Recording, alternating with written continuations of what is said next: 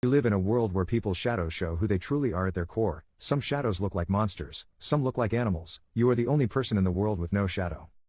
The security guard was a bore. I could already tell this was going to be a problem.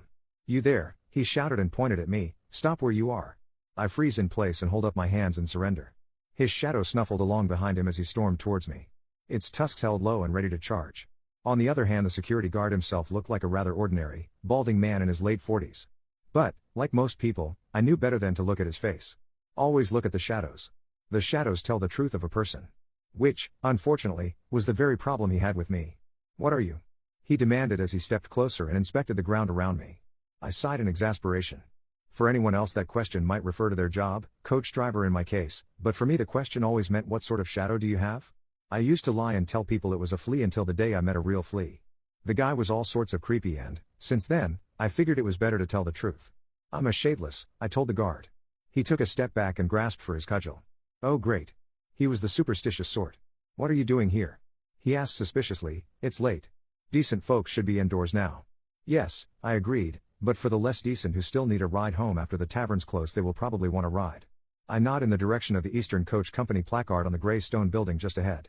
It was in the direction I had just been walking before the boar shadow security guard had stopped me. He glanced in that direction and shot me a confused glance. Honestly, in this day and age, do people really believe the whole shadow stealing myths? "I work there," I explained slowly. "I'm the night coachman." It took a while, but I could see realization slowly working its way across his face. First a lift of the eyebrows. Next his eyes refocused. After that it traveled as a wave all the way to his downturned lips. He grunted and relaxed his grip on his cudgel, but didn't take his hand away entirely. "A coachman," he said. "Been doing that long?" "6 years now," I admitted. It was one of the few jobs I could do at night. Nighttime was the time I was most free. When shadows were swallowed up in the darkness. It was the only time people would not stare at me. The guard scowled at me, but I knew he was going to let me go. His shadow's attention was wandering elsewhere. "Fine," he grunted, "but I'll be keeping an eye on you." I nodded and, without another word, stepped into the front door of the Eastern Coach Company. My boss, Grady, stood just inside the window. His frog shadow hopped about anxiously. "Sorry, Jeb," he said quickly, "I saw him coming towards you. But I didn't think it would help none if I waved him into silence."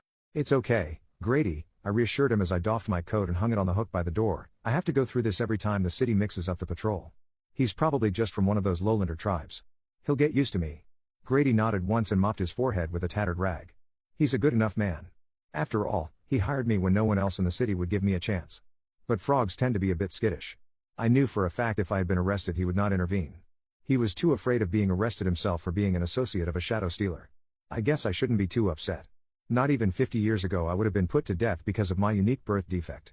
Back then idea was that a shadow was not just a mere impression of, but the actual physical image of the soul was still fairly commonplace. Modern science swears this isn't true and, through some sort of complicated alchemy I don't understand, supposedly prove that a shadow is nothing more than a light interaction upon the ethereal projection of a spirit. For whatever reason, my particular spirit just didn't happen to project into the right plane to interact with light. Physician after physician has reassured me that it means nothing and that I can lead a normal and healthy life. I can probably even have children with normal shadows if I could ever find a woman who wasn't squeamish about the whole thing. As Grady stood there twisting his rag and fretting, I grabbed my uniform cloak and hat and exited the room towards the stables. Handsome Dan nickered as I walked towards him. I smiled back and stroked his mane in greeting. Animals, at least, didn't seem to mind my company.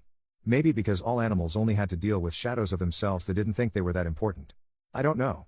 I had just finished hitching him up to the coach when Grady stepped out. "Jeb?" he said, still sweating. "I just got a wire from the Bucket and Stone." I shook my head in disappointment. "Is Ferris at it again?" I asked. "Drunk off his seat," Grady agreed. "The barkeep asked if we could send him home." "Asked for you specifically." I shrugged. "Why not? Ferris was one of our regulars. Or, should I say, one of my regulars. About once a fortnight he would stumble into one of the local alehouses and get drunk and try to start a fight. His shadow was a monster. A real monster. 10 feet tall with spiky horns and sharp claws. In his youth he had been a real terror. But old age dulled his reflexes enough that 7 years ago, during a knife fight with a lion shadow, he had let his guard down enough to take a dagger across his eyes. He was completely blind now. More a danger to himself than anyone else. Still, even in his damaged state, the other coachmen tended to give him a wide berth. For the past 4 years I have given old Ferris rides back to his squat cottage on the edge of town. Helped him to his bed and pretended not to hear his drunken sobs as I slipped back out the door. In all those years he's never once asked me what sort of shade I am. "No problem, Grady," I said as I mounted the seat on the coach. "Crippled monsters need to stick together. I rode off before he could say another word.